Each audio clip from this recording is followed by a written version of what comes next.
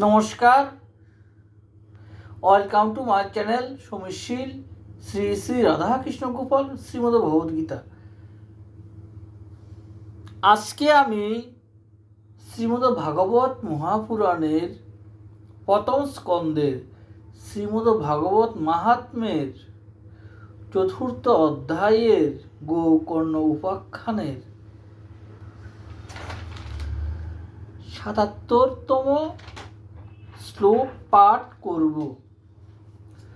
গোকর্ণের কথা শুনে আত্মদেব বনে যাওয়ার জন্য তৈরি হলেন এবং তাকে বললেন, বাছা, বনে গিয়ে আমার কি করা উচিত?